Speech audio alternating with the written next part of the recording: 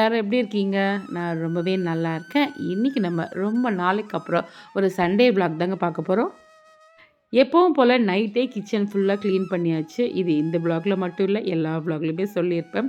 சண்டேவா இருந்தா கூட நைட்டே வந்து கிச்சன் கிளீன் பண்ணிடுவேன். எப்பவும் இருக்கிற வேலைய விட நம்மளுக்கு சண்டே தாங்க அதிகமா வேலை இருக்கும். அதனால இந்த மாரி கிளீனா இருந்ததுன்னா, காலையில எந்திரிச்சு வந்தா செய்யறதுக்கு கொஞ்சம் ஈஸியா இருக்கும்.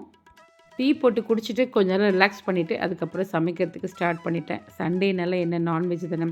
ஆட்டுக்கால் குழம்பு வச்சு ரொம்ப நாள் ஆகுது. அன்றைக்கி வந்து வாங்கிட்டு வந்திருந்தாங்க. பசங்களுக்கு இது அந்த அளவுக்கு பிடிக்கிறதில்ல. ரொம்ப விரும்பி சாப்பிட மாட்டாங்க. அதனால வந்து நெறைய இத வந்து வாங்குறது கிடையாது. இப்போ ரொம்ப நாள் ஆச்சேன்னு சொல்லிட்டு வாங்கிட்டு வர சொல்லியிருந்தேன். கூடவே ரத்தமும் வாங்கிட்டு வந்திருக்காங்க. அது மட்டும் நான் செய்யல. அம்மாகிட்ட குடுத்துட்டேன். இது ஆட்டுக்கால் கிளீன் பண்ணுறது பார்த்தீங்கன்னா, அப்படியே கிளீன் பண்ணுறத விட இந்த மாரி கொஞ்சமா அரிசி மாவு சேர்த்து நல்லா அத ஸ்க்ரப் பண்ணிவிட்டு அதுக்கப்புறமா வாஷ் பண்ணிங்கன்னா, அந்த வாசனையெல்லாம் போயிடும். நம்ம என்னதான் 4, 5 தடவ வாஷ் பண்ணாலும், அந்த தீஞ்ச வாடை வந்து குழம்புல லைட்டா வரும். அதனால இந்த மாரி இத தேய்ச்சுட்டு, அதுக்கப்புறமா வாஷ் பண்ணிட்டு செஞ்சோம்னா, கொஞ்சம் கூட வாசனை வராது. இந்த மாதிரி பாத்திரத்தில போடுறத விட, சட்டியில போட்டு நல்லா தேய்ச்சோம்னா, இன்னுமே நல்லா கிளீன் ஆகும். இப்பவே பாருங்க நல்லா கலர் மாறியிருக்கு பாருங்க. கண்டிப்பா நீங்க இத ட்ரை பண்ணி பாருங்க. ஆட்டுக்கால் வேக வச்சு கொஞ்சமா சூப் எடுக்க போறேன். பசங்க வந்து இந்த ஆட்டுக்கால் சாப்பிட்றத விட சூப் ஓரளவு குடிச்சிருவாங்க. அதனால வந்து இதில கொஞ்சமா இஞ்சி பூண்டு பேஸ்ட்டு, மஞ்சள் தூள், உப்பு, மிளகுத்தூள் போட்டு தேவையான அளவு தண்ணி சேர்த்து இத நல்லா வேக விட்டுக்கிட்டேன். கூடவே கொஞ்சமா சிக்கனும் வாங்கிட்டு வந்திருந்தாங்க. ஏன்னா நான் முதல்லயே சொன்ன மாரி தான் ஆட்டுக்கால் பசங்க அந்த அளவுக்கு விரும்பி சாப்பிட மாட்டாங்க. ஆனா கம்பல்சரி ஒரு 2 பீஸாவது சாப்பிட்டு தான் ஆகணும். அது ரூல்ஸ் போட்டுருவேன். அதனால வந்து கொஞ்சம் சிக்கன் கிரேவி வச்சிருந்தேன். லஞ்சுக்கு வந்து அந்த குழம்பே அப்படியே வந்து வச்சுட்டேன். வெங்காயம், தக்காளி வந்து ஆட்டுக்கால் குழம்புக்காக தேங்காய் கூட அரைச்சு ஊத்துறதுக்காக அத வதக்கிக்கிட்டேன். 2 வெங்காயம், 3 தக்காளி சேர்த்து அத நல்லா வதக்கி எடுத்து வச்சாச்சு. ஆட்டுக்கால் நல்லா வெந்துருச்சு. கிட்டத்தட்ட ஒரு 10 விசிலுக்கு மேலேயே விட்டுருந்தேன். 80% வந்து குக் ஆகிடுச்சு. இதில கொஞ்சமா சூப் எடுத்துட்டு, காரத்துக்கு தேவையான மிளகாய் தூள் சேர்த்துட்டேன். நெக்ஸ்ட் வந்து தேவையான அளவு எண்ணெய் சேர்த்து, பட்டை, லவங்கம், இஞ்சி பூண்டு பேஸ்ட்டு சேர்த்து வதக்கி, அதிலேயும் சேர்த்தாச்சு. மறுபடியும் நான் இத வந்து விசில் விட்டுக்கிட்டேன். ஒரு 5, 6 விசில் விட்டு எடுத்துட்டேன். சிக்கன் கிரேவியும் சூப்பரா ரெடி ஆயிடுச்சு. இன்னைக்கு நான் வந்து குக்கர்ல தான் செஞ்சிருந்தேன். அப்பதான் கொஞ்சம் சீக்கிரம் வேலை ஆகும்னு குக்கர்லயே வச்சுட்டேன். தேங்காய் கூட அந்த வெங்காயம், தக்காளி வதக்கி வச்சிருந்தோம்ல, அதையும் அரைச்சு ரெடியா வச்சாச்சு. மிளகாய் தூள் சேர்த்து நம்ம ஒரு 5, 6 விசில் விட்டு எடுத்ததுக்கப்புறமா, அந்த மிளகாய் தூள் வாசனையும் வந்து போயிடும். பாருங்க இப்ப நல்லா வெந்து வந்திருக்கு. எலும்பு தனியா, அந்த கறி தனியா போயிடுச்சு. அந்த அளவுக்கு நல்லா குக் ஆகிடுச்சு. இப்போ நம்ம அரைச்சு வச்சிருக்கிற தேங்காய் அதையும் சேர்த்து, தேவையான அளவு தண்ணி சேர்த்து, இத நல்லா ஒரு 10 நிமிஷம் நல்லா கொதிக்க விட்டாச்சு. ஹை ஃப்ளேம்லேயே வச்சு கொதிக்க வச்சுக்கோங்க. இந்த ஸ்டேஜில கொஞ்சமா கொத்தமல்லி, கருவேப்பிலை சேர்த்து இறக்கிட்டோம்னா, சூப்பரான ஆட்டுக்கால் குழம்பு ரெடி. இதெல்லாம் செஞ்சுக்கிட்டே சைட் பை சைடு கிச்சனும் வந்து க்ளீன் பண்ணியாச்சு. ஏற்கனவே க்ளீனாக இருந்ததால க்ளீனிங் ப்ராசஸும் வந்து ரொம்பலாம் கிடையாது. டக்குன்னு வந்து க்ளீன் பண்ணி முடிச்சுட்டேன். இங்கே ரசத்துக்கு புளி ஊற வச்சுருக்கிறேன். எல்லாமே வந்து போட்டுட்டேன். இதை வந்து கரைச்சிட்டு தாளிக்கணும். சரி சூடாக தாளிச்சிக்கலான்னு அப்படியே வச்சுட்டேன். லஞ்சுக்கு தேவையானது இப்பயே ரெடி பண்ணியாச்சு. சிக்கன் கிரேவி வச்சுருந்தோம் இல்லையா, அதே தான் லஞ்சுக்கு. ரத்த பொரியல் மட்டும் அம்மா செய்ய போகிறாங்க. இந்த குழம்பு அம்மாக்காக எடுத்து வச்சுருக்கிற சிக்கன் கிரேவி தான் இது. ரத்த பொரியல் இதுவரைக்கும் நான் செஞ்சது கிடையாது. இனிமேலும் செய்வேனான்னு தெரியல. அதனால அத அம்மாகிட்ட கொண்டு போய் குடுத்துட்டேன். அம்மா செஞ்சு குடுக்க சொல்லி. இப்போ வந்து எல்லா வேலையும் முடிஞ்சுது. பசங்கள்லாம் குளிச்சு ரெடி ஆயிட்டு வந்துட்டாங்கன்னா, எல்லாருமே ஒண்ணா உட்காந்து சாப்பிடுற வேலை மட்டும்தான். சாப்பிட்டுட்டு அதுக்கப்புறமா தான் அம்மாகிட்ட இந்த குழம்பு எடுத்துட்டு போய் குடுக்க போறேன். காலையிலே ஆட்டுக்கால் குழம்பு அம்மாகிட்ட குடுத்து விட்டுட்டேன்.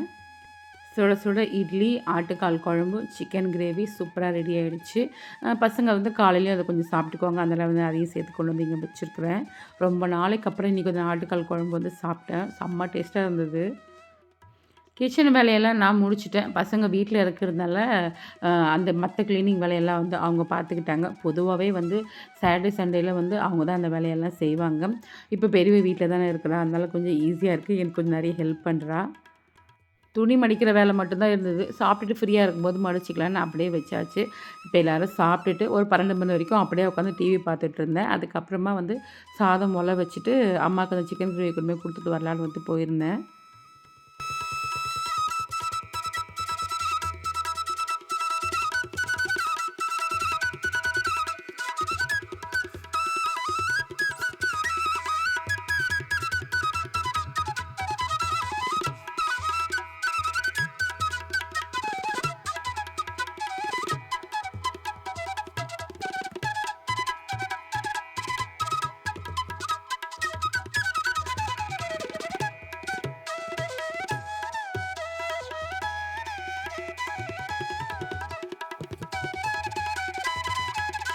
இங்கேருந்து சிக்கன் கிரேவி எடுத்துமே கொடுத்துட்டு அங்கேருந்து நான் ஒன்று எடுத்துகிட்டு வந்துட்டேன். ரத்த பொரியல் செய்ய சொல்லியிருந்தேன் இல்லையா, அதை தான் வந்து எடுத்துகிட்டு வந்தேன்.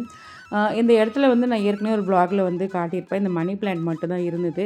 இப்போ வந்து இந்த சைடில் இந்த செடியை வச்சுட்டு நடுவில் வந்து உருளி வச்சுருக்கேன். இந்த செடியெல்லாம் மெயின்டைன் பண்ணி க்ளீன் பண்ணுறதெல்லாம் பார்த்திங்கன்னா அவர் தான் பண்ணுவார், நான் பண்ணுறது கிடையாது. ஆனால் எனக்கு இது ரொம்ப பிடிக்கும். அதே மாதிரி இப்போ இதெல்லாம் ரெடி பண்ணது பார்த்திங்கன்னா பெரிய பொண்ணு தான் வந்து ரெடி பண்ணியிருந்தா. இப்போ அவள் கொஞ்சம் ஃப்ரீயாக இருக்கிறதுனால இந்த செடிக்கு தண்ணி ஊற்றுறது, இது இடம் மாற்றி வைக்கிறது, இதெல்லாம் வந்து அவளே பார்த்துக்கிறா. இந்த வேலையெல்லாம் அவளுக்கு ரொம்ப பிடிக்கும். அதனால் வந்து காலையிலனா அந்த வேலையில் வந்து செஞ்சிட்ருப்பா. அம்மா வீட்டுக்கு சொல்லவே வந்து சாதத்துக்கு ஒலை வச்சுட்டு தான் வந்து போயிருந்தேன். வந்த உடனே வந்து அரிசி போட்டுட்டு ரசமும் தாளித்து விட்டுட்டேன்.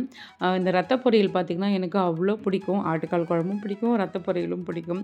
ஆனால் வந்து அடிக்கடி செய்கிறது கிடையாது. இப்போ இதெல்லாம் பார்த்திங்கன்னா வந்து கொலஸ்ட்ரால் அதிகமாக இருக்கிறதுனால நம்ம ஒரு ஏஜுக்கு மேலே வந்து இதை வந்து அதிகமாக எடுத்துக்கக்கூடாது.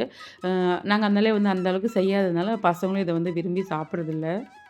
இந்த ரத்த பொரியலுமே வந்து பசங்க சாப்பிட மாட்டாங்க. ஆனால் வந்து பெரியவ மட்டும் பார்த்திங்கன்னா, இது நல்லது அப்படின்னு சொன்னோம்னா, அது எப்படியோ ஒன்று கஷ்டப்பட்டாவது அதை வந்து சாப்பிட்ருவான். அந்த மாதிரி தான் நான் வந்து அவளுக்கு ஒரு 2 ஸ்பூன் கொடுத்தேன். அதை வந்து அட்ஜஸ்ட் பண்ணி அவள் சாப்பிட்டுட்டா. சஷ்மு தான் வந்து சுத்தமாக சாப்பிடவே இல்லை. நல்லா என்னை ஏமாற்றிட்டா. நான் லஞ்சுக்கு சிக்கன் கிரேவியே தொடலை. ரசம் சாதமும் அந்த ரத்த பொரியலும் வச்சுமே வந்து சாப்பிட்டுட்டேன். சாப்பிட்டுட்டு கொஞ்ச நேரம் நல்லா வந்து டிவி பார்த்துட்டு ஒரு ஈவினிங் ஒரு 4 மணி போல் பார்த்திங்கன்னா வந்து வெளியே கிளம்பியாச்சு. அம்மாக்கிட்ட வந்து சொல்லிட்டு போகலான்னு வந்து சொல்லிவிட்டு நான் அவர் பெரியவ மட்டும் தான் கிளம்பியிருந்தோம். சஷ்மு வந்து வரல. அவளுக்கு வந்து எக்ஸாம் நடக்குது. அதனால் வந்து படிக்கட்டுன்றதுக்காக அம்மாக்கிட்ட விட்டுட்டு போயிட்டேன். என்ன பண்ணுறதுங்க, இவ்வளோ நாளாக பெரியவ வந்து 10th +1 +2ன்னு சொல்லிட்டு படிக்கணும்னு எங்கேயுமே வரமாட்டா. அவளை வீட்டில் விட்டுட்டு நாங்கள் போவோம் எங்கேயாவது. இப்போ பாருங்கள், இவள் 10th போயிட்டதுனால அவளை வீட்டை விட்டுட்டு நாங்கள் போகிற மாதிரி ஆயிடுச்சு. எங்கே போயிருந்தோன்னு பார்த்தீங்கன்னா, டிமார்ட் தான் போயிருந்தோம். இப்போல்லாம் வந்து டைம் பாஸ் ஆகணும், போர் அடிக்கணும்னா வந்து அங்கே தான் கிளம்பிடுறது.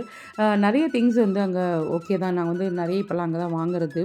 அதனால் வந்து ஃப்ரீயாக இருக்கும்போது வந்து கிளம்பிடுவேன். அன்றைக்கி சண்டே போனது பெரும் தப்பாக போச்சு.